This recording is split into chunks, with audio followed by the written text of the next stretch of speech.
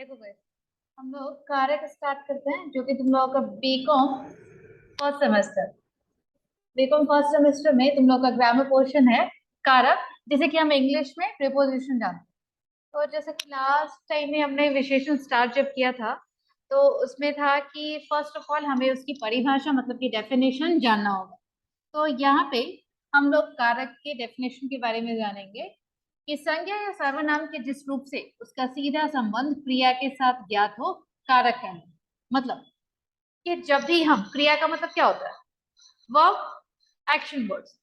तो उससे पहले हम जिस किसी लेटर या लेटर्स के ऊपर मात्रा का यूज करते हैं, मतलब कि कारक प्रीपोजिशन वर्ड, जैसे कि हम इंग्लिश में किसी भी सेंटेंस को जब हम फ्रेम करते हैं तो in, on, at, for, from, since, in सब का यूज करते हैं, राइट।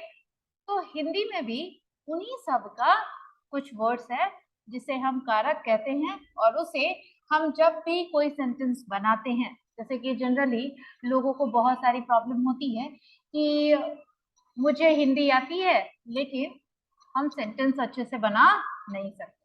क्यों? क्योंकि लैक ऑफ नॉलेज। और वो भी नॉलेज की जगह पर अगर देखा जाए तो लैक ऑफ कारक इंफॉर्मेशन, कि कहाँ पे किस कारक का किस शब्द के साथ यूज किया जाता है।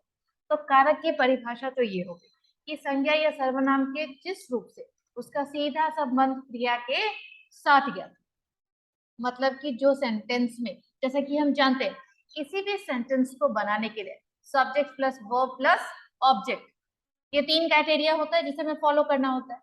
तो सब्जेक्ट में संज्ञा या सर्वनाम मतलब कि नाउन या प्रोनाउन आता है। उसके बाद हमें वी टू मतलब कि वर्ब की जरूरत होती है, और तीसरा होता है ऑब्जेक्ट मतलब कि कर।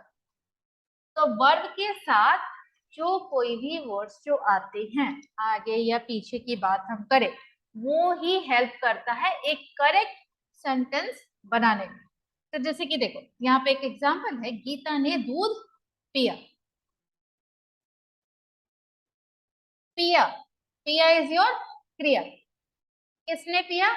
गीता ने क्या पिया? दूध पिया। तो जैसे ही एक सबसे अच्छा आपका फंडा है ना कि अगर किसी वर्ब को लेते हैं, तो जैसे कि पिया यहाँ पे था, तो कोई तो होगा जिसने पिया। द क्वेश्चन इज किसने पिया। तो आपको ना थोड़ा सा ये क्लू है, एक क्लू मैं बता रही हूँ, किसने। तो इंस्टेड ऑफ किस you are going to give a answer Gita, then किसने? तो गीता ने। तो Gita is a subject here, तो सब्जेक्ट के साथ हमें क्या लगाना है? ने। ठीक है। अब हम आगे देखेंगे कि कौन कौन से कारक हैं और किसके क्या भेद और चिन्ह है।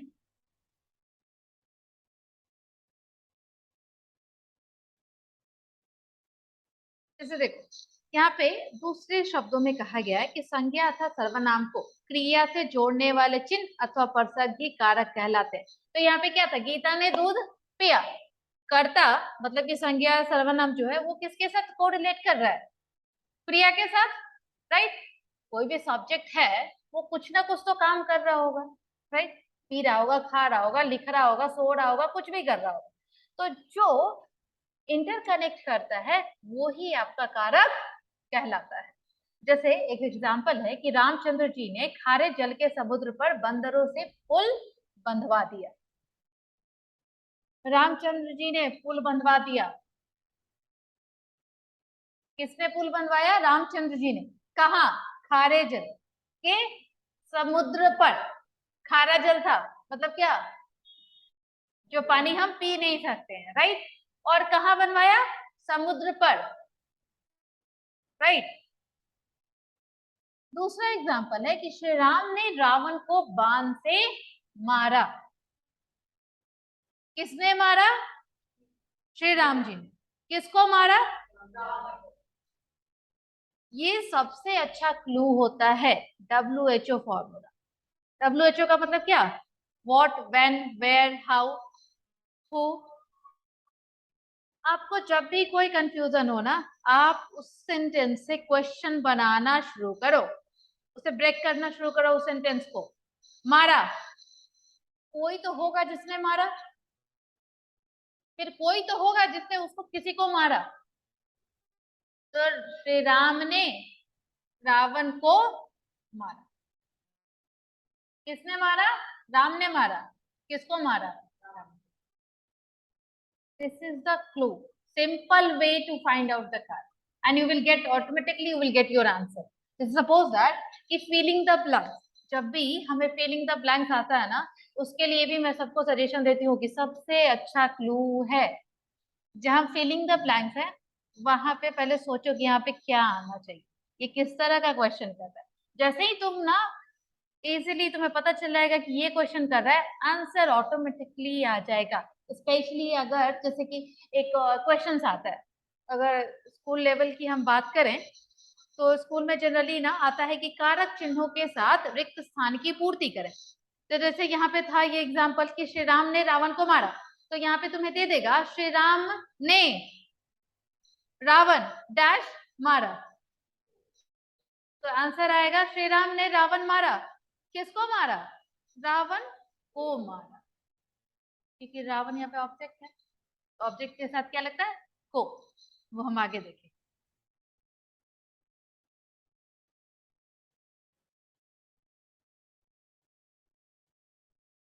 देखो, कारक विभक्ति संज्ञा अथवा सर्वनाम शब्दों के बाद ने, को, से, के लिए आदि जो चिन्ह कारक विभक्ति कहलाते हैं।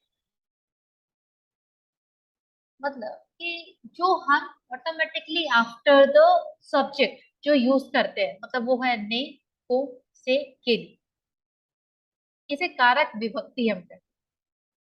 वो कैसे?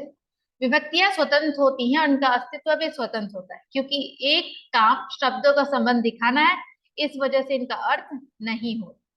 मतलब देखो, ये इनकी खुद की ये काफी फ्री होते हैं, इन्हें कोई अपने साथ बांध कर नहीं रख सकता। ने, को, से, के लिए, मतलब कि ये जनरली सब्जेक्ट्स के बाद ही आते हैं, और अगर इन्हें सेपरेट करके अगर इनसे पूछो तो इसका कोई मीनिंग होता नहीं। ये बस हेल्प करते हैं सेंटेंस फॉर्मेशन। यहाँ पे हिंदी की विभक्तियां विशेष रूप से सर्वनामों के साथ प्रयोग होकर विकार उत्पन्न करती हैं और उनसे मिल जाती हैं। जैसे मैंने, तुमसे। जैसे हम जब भी ये सेंटेंस बनाते हैं तो एज ए सब्जेक्ट हम नाउन या प्रोनाउन यही यूज करते हैं, right?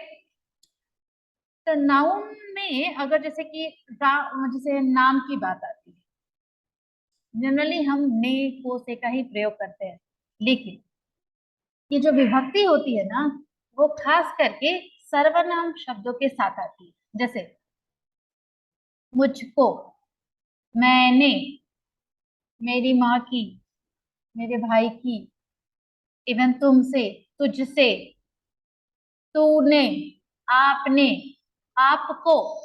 The what is what? Up only, but what depends on the sentence and depends on the situation, depends on the person if for whom we are talking. जैसे आपको, तो we are giving a respect. The word is up, but what we are adding here? को। तुम, तुमने या तुमको। ये भी हमारी बोलचाल की भाषा पे डिपेंड करती है कि हम किसके साथ बात कर रहे हैं। जैसे अगर हमसे कोई बड़ा हुआ तो हमने आप का यूज किया, अगर हमारा दोस्त हुआ तो हम लोग तूने भी, ए तूने क्या किया, दिस आर कॉमन थिंग। तो it totally depends on the person कि हु इज देयर, राइट? तो ये सब कुछ डिपेंड करता है, और ये आपको जानने की जरूरत है कि हम किसके लिए कौन सा वर्ड हमें यूज करना है, यही हमें सिखाता है कर। हिंदी में 8 कारक होते हैं, ठीक है, और उन्हें चिन्हों के साथ, मतलब सबके अलग अलग साइन है, वो क्या, वो हमें देखना है। यहाँ पे देखो, कारक विभक्ति चिन्ह, इसे हम परसर्ग भी कहते हैं। कर्ता ने कर्म को, करण से, के साथ, के द्वारा, संप्रदान के लिए, और को आपादान से। संबंध का होता है का, के, की, मतलब संबंध, जैसा कि नाम ही है रिलेशन, राइट? तो ये जनरली क्या होता है ना कि जैसे हम दिखते हैं कि उसकी छोटी बहन, रीता की मम्मी, रमेश का भाई। तो क्या यहाँ पे क्या है, रिलेशन दिखा रहा है दोनों के लोगों के बीच की। मेरे मेरे माता पिता का नाम, तो क्या हुआ यहाँ पे, तुम्हारे और तुम्हारे माता पिता के बीच रिलेशन दिखाया जा रहा है। तो यहाँ पे हम संबंध वाले चिन्ह का प्रयोग करते हैं और कहीं नहीं। अधिकरण में पर मतलब इन, ऑन, एट, जो हम इंग्लिश में यूज करते हैं। संबोधन हे अरे मतलब टू रिकॉल समथिंग, रिकॉल। देखो, कर्ता ने, जैसा कि मैंने बताया कि कर्ता का मतलब होता है सब्जेक्ट, तो नाउन या प्रोनाउन वर्ड्स के साथ ने भी आएगा। कर्म इज अ ऑब्जेक्ट, हो के साथ। करण, करण से और आपादान का भी से होता है, लेकिन here the difference is like, करण से का मतलब होता है ना, तुम लोग वहां पे नोट डाउन कर सकते हो, इट्स वेरी इजी। करण से विद द हेल्प ऑफ, करण में तुम लोग लिखोगे विद द हेल्प ऑफ, और आपादान में टू गेट सेपरेट। क्लियर? करण से विद द हेल्प ऑफ, आपादान से मतलब to get separate from that. मतलब मैं एग्जांपल देती हूँ, करण से मैं कलम से लिखती हूँ, तो I am taking a help of the tree, right. पेड़ से पत्ते गिरते हैं, पत्ता जो है कहां से अलग हो रहा है, पेड़ से। छत से कूद पड़ा, छत से निकल। मैं ग्लास से पानी पी रही हूँ, लाइक मैं कप कप से चाय पी रही हूँ, राइट। मैं बस से आ रही थी, राइट। संप्रदान के लिए को, फॉर। असंबंध as usual that relation one. अधिकरण में पर मतलब इन, ऑन, एट। असंबोधन टू कॉल मतलब और थोड़ा सा इमोशन दिखाने के लिए, जैसे बोलते हैं ना, जैसे तुमने अपने फ्रेंड को देखा, अरे तू यहाँ कैसे, मतलब थोड़ा सा सरप्राइज, थोड़ा सा इमोशन के साथ। एंड इवन भगवान को हे भगवान हम लोग बोलते हैं ना, तो वही हो गया आपका। क्लियर दिस है?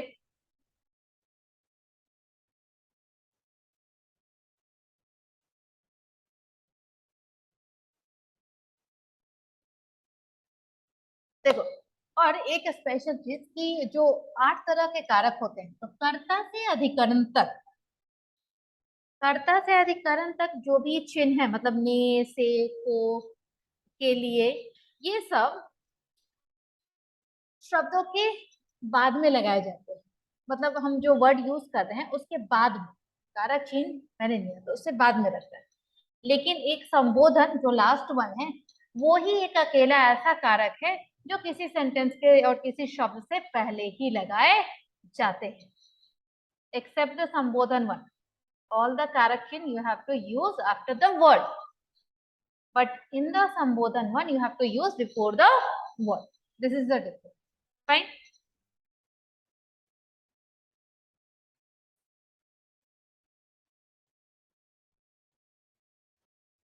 अब यहाँ पे थोड़ा सा डिटेल में दिया हुआ है कि कारक के प्रकार, टाइप्स ऑफ प्रीपोजिशन। तो हम स्टार्ट करेंगे कर्ता कारक से। तो जिस रूप से क्रिया के कार्य करने वाले का बोध होता है वह कर्ता कारक कहलाता है। मतलब कि जो उस सब्जेक्ट में एज अ सब्जेक्ट है और वही काम करने जा रहा है। मतलब कि हम जैसे सपोज दैट कि हम एग्जांपल लेते हैं, राम, राम ने दूध पिया, जैसे होता था गीता ने दूध पिया, या राम ने खाना खाया। तो यहाँ पे कौन काम कर रहा है, राम। तो राम के साथ राम ने, मतलब कर्ता का चिन्ह क्या है, ने। तो जब भी हम एज अ सब्जेक्ट ही कुछ करने जा रहे हैं, वहां पे हमें अपने नाम के साथ ने लगाना होता है। फाइन।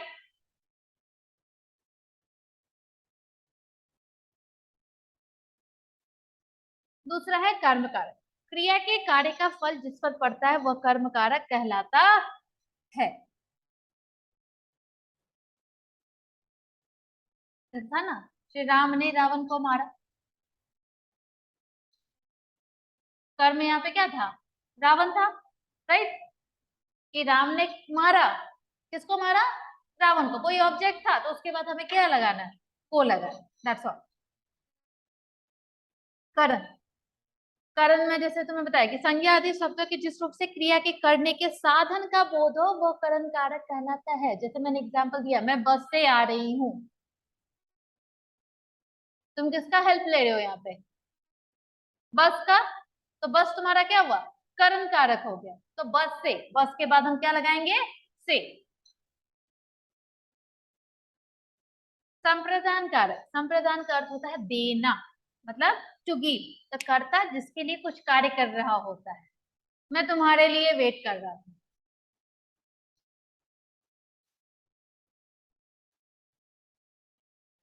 मैं आपके लिए खड़ा था।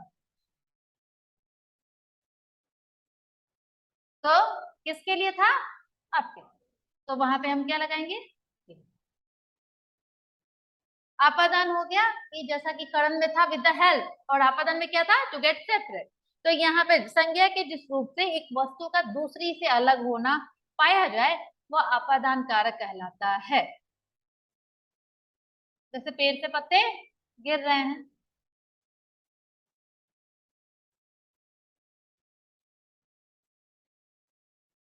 तो वहां पे क्या होगा? पेड़ से पत्ते गिर रहे हैं। पेड़ से गिर रहे हैं, क्या गिर रहे हैं? तो पेड़ से पत्ते गिर रहे हैं। तो जो तुम्हारा है कौन किससे चीज अलग हो रही है? पेड़ से अलग हो रही है, तो हमने पेड़ के पास लगाया। राइट। दूसरा संबंध कारक। तो संबंध कारक के लिए जैसा मैंने कहा है कि एक वस्तु का दूसरी वस्तु से संबंध प्रकट हो, वो संबंध कारक कहलाता है। जैसे कि मैंने तुम्हारा एग्जाम्पल दिया, हसीबा का भाई,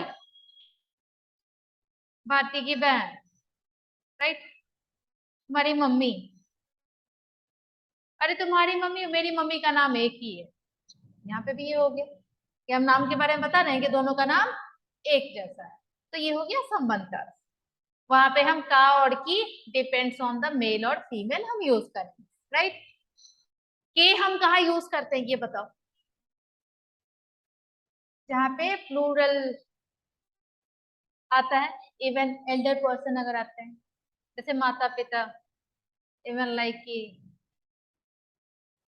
मेरे भाई के दोस्त आ गए थे, तो क्या था? प्लूरल हो गया।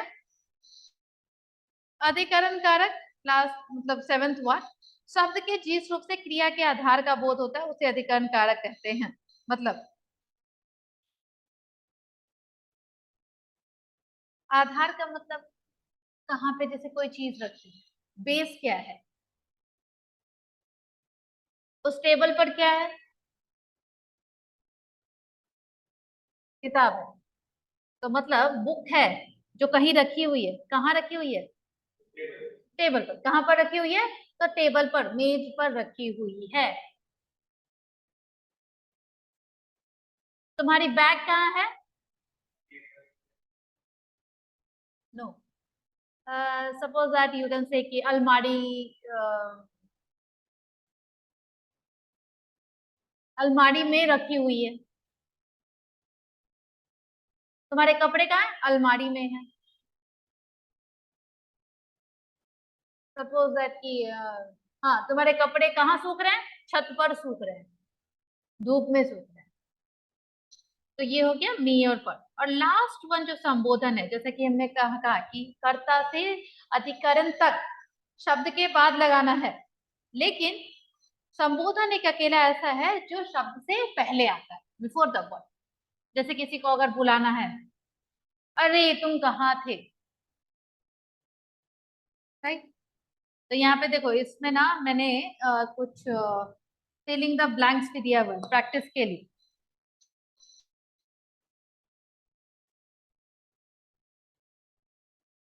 तो ये तुम लोग एक बार करोगे, ठीक है, ये वाला।